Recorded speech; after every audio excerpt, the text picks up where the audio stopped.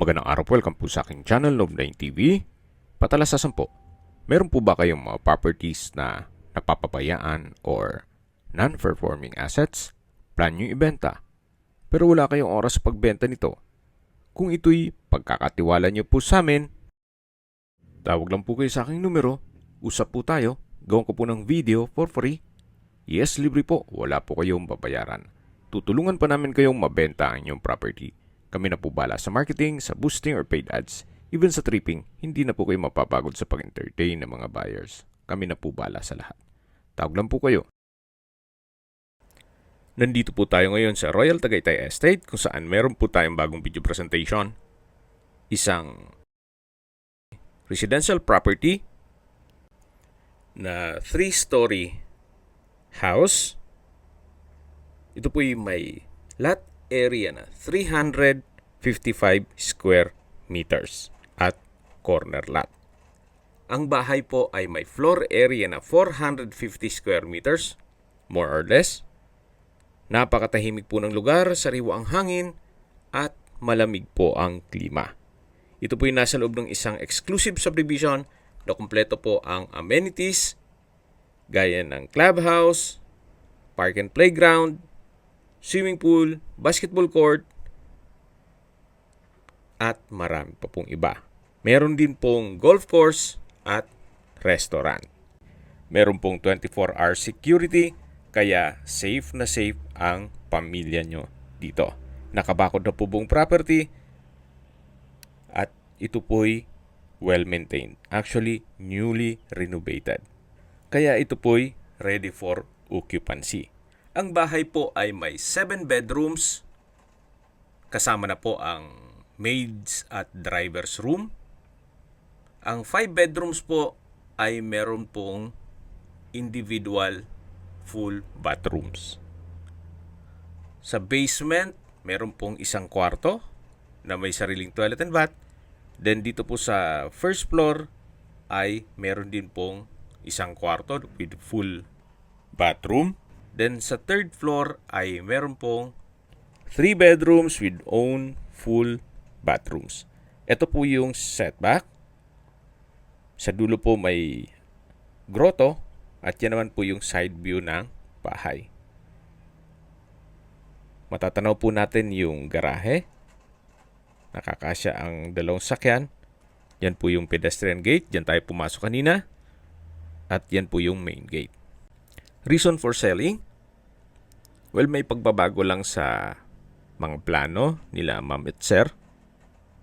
Kaya binebenta na nila ito. Nasa Amerika po sila.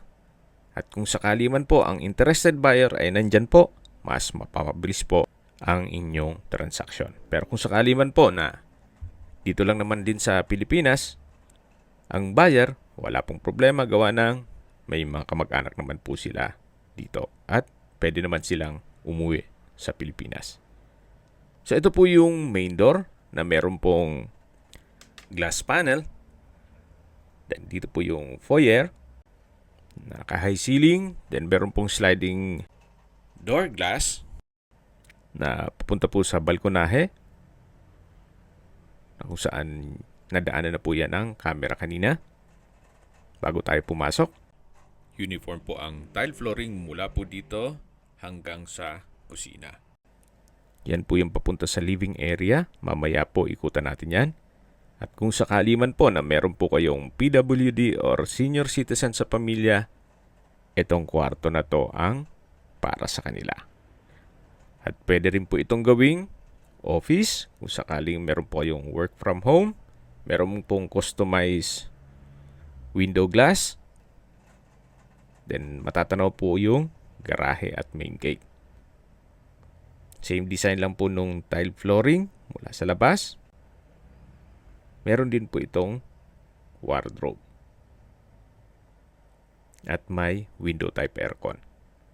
So ito po yung first bedroom. Ito po yung tinutukoy ko na wardrobe. Then yan po yung window type aircon.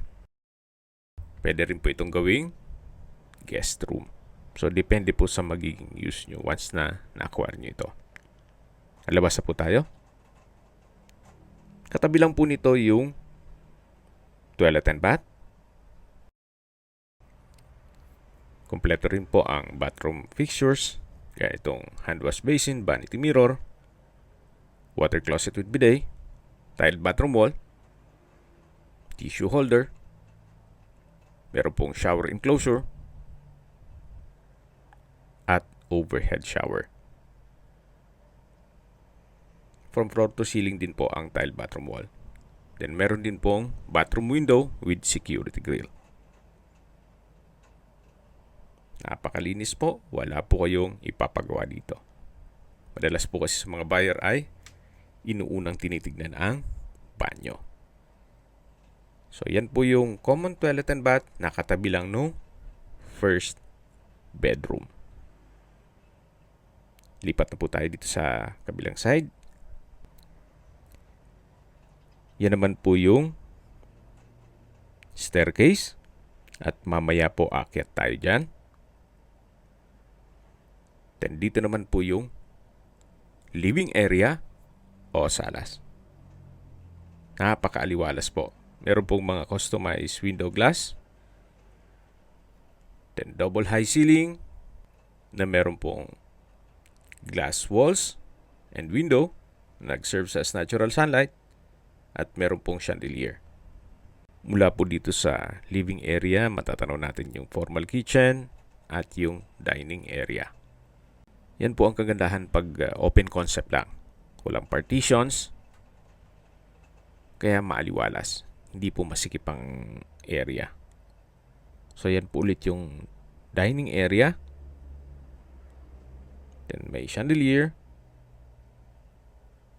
high ceiling, at yan po yung sliding door glass na papunta naman dito sa balkonahe. Mula po dito sa balkonahe, yan po yung corner side ng property. Matatanaw natin yung main gate at pedestrian gate. Ito po yung concrete fence. At tunghayin niyo po itong side view nitong bahay na kung saan pulidong-pulido po ang pagkagawa. Maayos na maayos po siya. Literal pong lilipatan na lang kagad.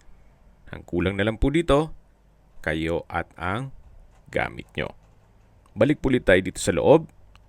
Ito po ulit yung living area. Then dito po yung dining area. At lipat na po tayo dito sa formal kitchen.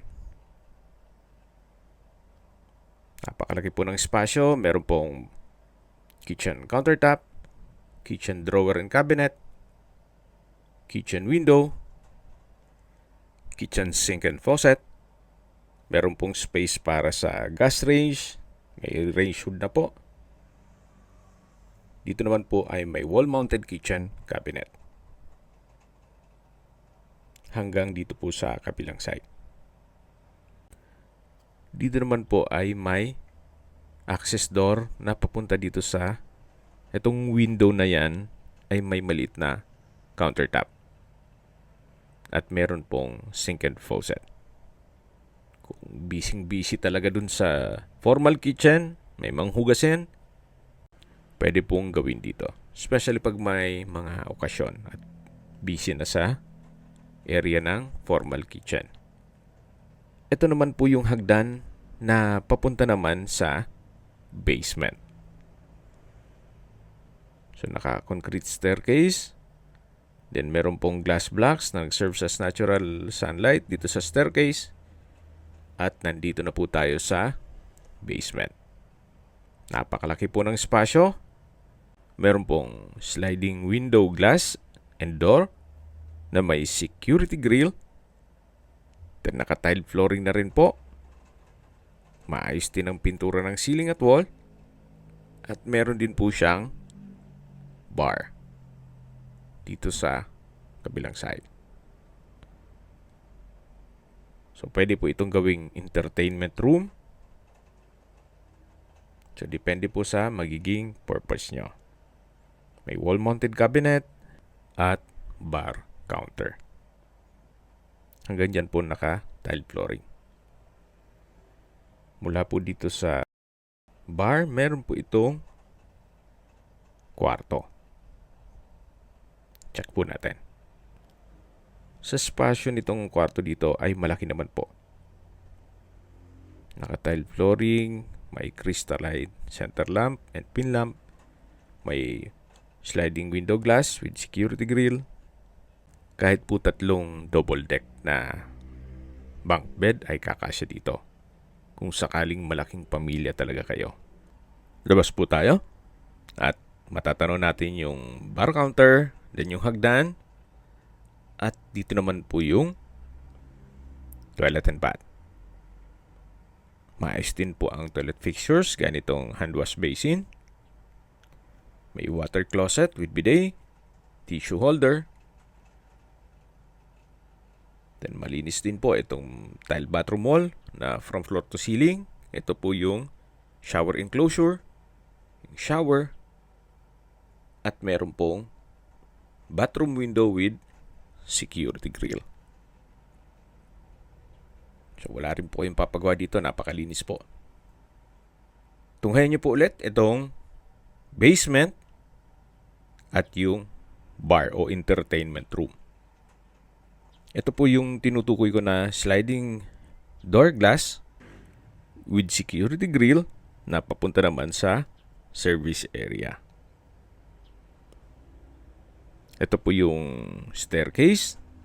Sa likod dito ay may glass blocks. At malaking bagay po yan para hindi na gumamit ng kuryente. Kaya may natural sunlight. Nandito na po tayo sa taas at babalik po ulit tayo dito sa may formal kitchen. Yan po, tunghayan niyo po ulit. Napakaliwalas po at malaki ang spasyo. Mula po dito, yan po yung dining area. Ito naman po yung living area. At dito na po yung staircase o hagdan. Sa ilalim po nito ay pwede pong lagyan ng understair storage na kung saan malaki din ang espasyo nito. Actually, pwede po ditong lagyan ng powder room. So, depende po sa inyo. Naisip ko lang naman na sayang ng espasyo. Then, nandito na po tayo sa hagdan. Naka-wooden staircase, wooden handrail, at meron pong glass blocks na nag-serve as natural sunlight dito sa staircase. Akyat po tayo. Samahan niyo po ako. At nandito na po tayo sa 3rd floor kung saan ito po yung hallway na pwedeng gawing family area. Gawa ng malaki naman ang espasyo. Then, dito po nakapwesto yung 3 kwarto. Ito naman po yung open below. May chandelier. At mula po dito matatanaw natin yung living area o salas. Then yung sliding glass door papunta sa balkonahe. Check na po natin yung mga kwarto. May mga outlet na rin po dito sa wall. At ito po yung unang kwarto dito sa 3rd floor. Napakalaki po ng espasyo. May customized window glass, crystal light fixtures. Then meron pong drawer and dresser at wardrobe na from floor to ceiling po yan. Meron din pong window type aircon. Mamaya po check natin tong access door na yan papunta sa balkonahe. Check po natin itong toilet and bath. Meron pong hand wash basin, vanity mirror, water closet with bidet, shower enclosure. From floor to ceiling po ang tile bathroom wall. Meron pong overhead shower at bathroom window. Centralized po pala yung water heater sa lahat ng bathrooms. Hindi ko lang nabanggit kanina.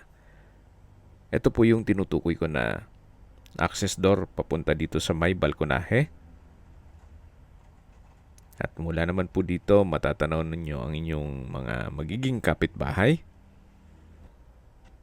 Yan po, tunghayin nyo po, napakaaliwalas. Napakatahimik. So maganda rin po itong gawin yung bahay bakasyonan o retirement home ninyo. At least kung papasyalan po kayo ng inyong mga apo o mga kapatid, ma-accommodate nyo silang lahat. Gawa ng napakalaki po nitong bahay. Maraming kwarto. Kung sakali man may okasyon, dun sa basement, pwede pong ganapin. So ito po ulit yung family area or hallway. At lipat po tayo dito sa kabilang kwarto. Malaki din po ang espasyo. Meron din pong access door papunta sa balkonahe. May window type aircon. May wardrobe. May drawer and dresser. At meron din po itong sariling toilet and bath. Then customized din po ang window glass. Ito po yung banyo. Kompleto din po at napakalinis. Meron pong hand wash basin, vanity mirror, water closet with bidet, shower enclosure, overhead shower, tile bathroom wall, at bathroom window. Hindi na po kailangan ng hot shower set, gawa ng centralized na po ang water heater. Tunghayan nyo po itong pangalawang kwarto dito sa third floor. Ito naman po yung access door na naka-aluminum screen door dito sa balkonahe.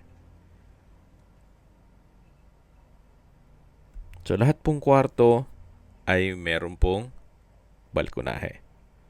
Halos katabi lang po nito yung isang kwarto o balkonahe na naipresent ko po sa inyo. Balik na po tayo dito sa loob. Kung masyadong maselan, pwede po ito. Kuha ng kahit po i-check nyo personally, pulidong-pulido po ang pagkagawa o pagka-renovate nito. As in, maayos na maayos. Sa labas po tayo, dyan po tayo galing kanina. Yung unang kwarto dito sa third floor. Galing po tayo dun sa second bedroom. At ito na po yung third bedroom dito sa third floor. Na kung saan ito na po yung master bedroom. Napakalaki po ng espasyo. Malaking bagay po yung customized window glass. Mas nakakapaaliwalas. Then sa dulo po ay may sliding door glass. Bali dalawa po ang access niya sa balkonahe. At ito naman po yung walk-in closet. May drawer and dresser at vanity mirror. Lipat na po tayo dito sa toilet and bath na meron pong bathtub. May bathroom countertop. Malaking vanity mirror. Meron pong glass blocks. Bathroom window. May couple water closet with bidet. Then, wall-mounted towel rack. Ito po yung shower enclosure. May overhead shower. At may bathroom window. Po yung toilet and bath with bathtub, walk-in closet dito sa master bedroom. Ito po yung access door papunta dito sa balkonahe. Hanggang dun po yan sa dulo ang balkonahe. Naikutan na po natin lahat ng kwarto dito sa third floor. At habang pababa po tayo, pag-usapan natin ang distance, location at travel time. Ito pong subdivision, sa mga hindi po familiar dito sa Royal Tagaytay, ito po ay along Tagaytay-Nasugbu Highway, kaya accessible din po ito ng public transportation. Malapit po ito sa Twin Lakes, ang distance is 2 kilometers at ang travel time is 5 minutes. Mula naman po sa Mendez Crossing, ang distance is 8.4 kilometers at ang travel time is 18 minutes. Mula naman po sa Tagaytay Rotonda, ang distance is 13.4 kilometers at ang travel time is 30 minutes. Mula naman po sa Calax, Silang Interchange, ang distance is 23.3 kilometers at ang travel time is 1 hour and 15 minutes. Ang Calax po ay connecting South Luzon Expressway, Skyway all the way to North Luzon Expressway at ibang parte ng Metro Manila. Mula naman po sa Manila Ose Airport, ang distance is 68.9 kilometers at ang travel time is 2 hours and 15 minutes. Sa mga nag-skip po ng video, recap lang po, ito pong property ay nasa Royal Tagaytay Estate. May lot area po ito na 355 square meters at may floor area na 450 square meters. Ito po titulado, buhay po ang may-ari, kaya wala po kayong maging problema sa documentation o sa transfer ng title. Ang subdivision po ay kumpleto po ang amenities. Meron pong clubhouse, swimming pool, park and playground, golf course, restaurant, at marami pa pong iba. Meron din pong 24 hours security. Ito po yung nasa mataas na lugar. Ang estimated elevation above sea level ay 1,939 feet. Kaya flood-free area. Well, we all knew naman na wala pong baha dito sa Tagaytay. At binebenta po ito ni owner sa halagang 35.8 million pesos net. Ibig pong sabihin, si buyer na po ang sasagot sa lahat ng taxes at expenses with regard to documentation. Ito po yung hagdan na papunta sa service area, pero bago po tayo bumaba, tunghayan niyo po ito, side view nitong bahay. Lahat ng corner po ay detalyado, maayos na maayos. At bababa na po tayo. Yan po yung concrete fence. Paikot na po yan.